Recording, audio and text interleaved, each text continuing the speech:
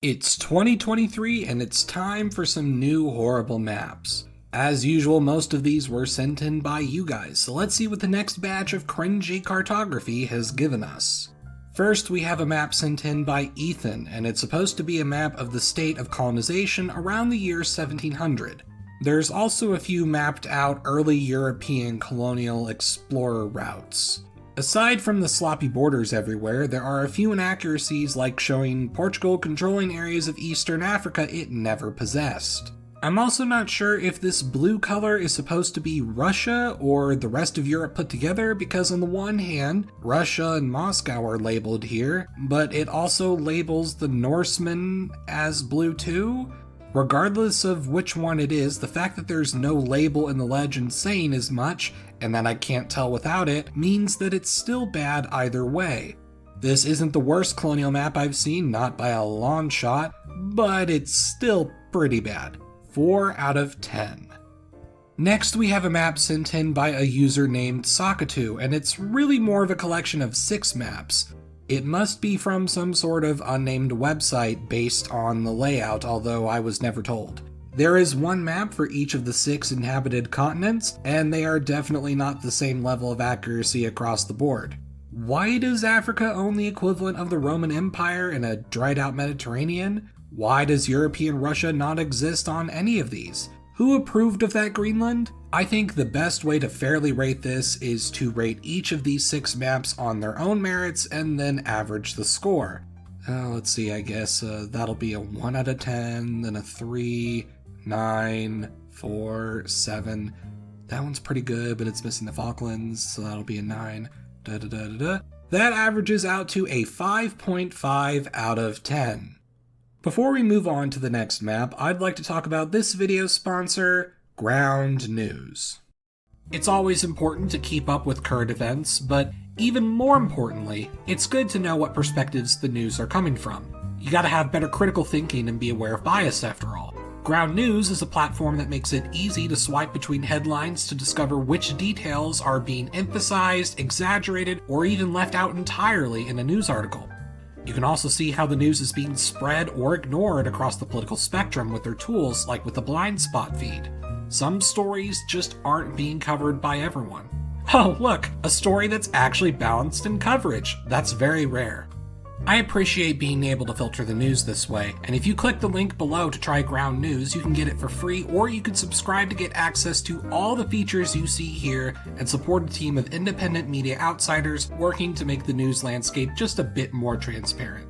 Thanks again to Ground News for sponsoring this video. Back to our next horrible map, our third one is sent in by Hesham, and it's a map of the Cold War in Europe. These borders are all really bad and sloppy. I've never been a fan of the line-dot-line borders. Also, Iraq down here just absorbed the Persian Gulf. I really dislike how they labeled the Netherlands as Holland, and they forgot to separate Greece from Turkey.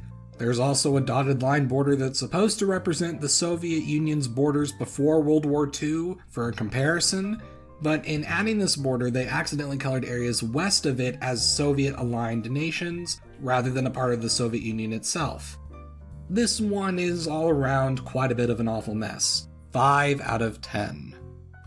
Next, we have a map sent in by Elijah, and it's apparently a map that was made in their school's Spanish language department.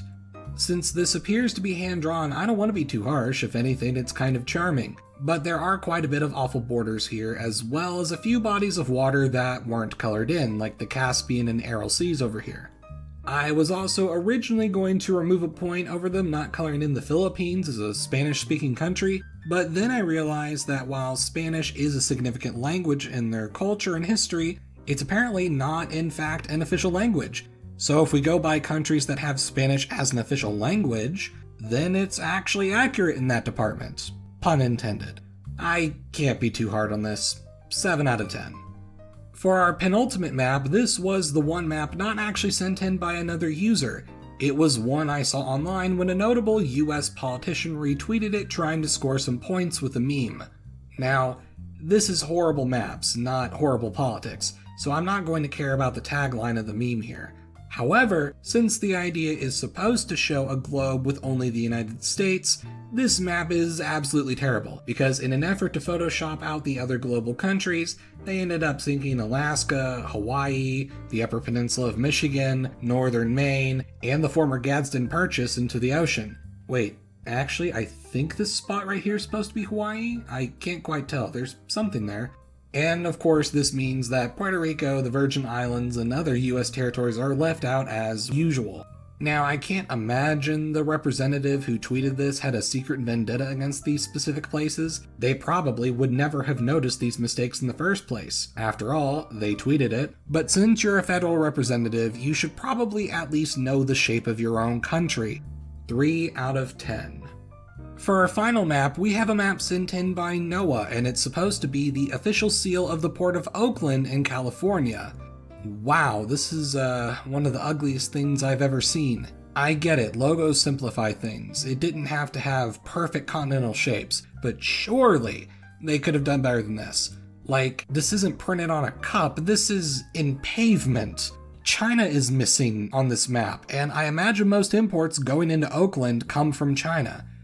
Then you also have the Middle East on the left side not matching up with the Middle East on the right side. Like, even with the projection warping, it still doesn't fit. Now, compare this with the logos for the ports in San Francisco and LA. Sure, they're simpler, but at least they don't have horrible maps on them. Do you really want your rivals to have better port logos than you? Come on, Oakland. You already lost the Raiders. You need to step your game up. With all of that in mind, this map gets a nope out of 10.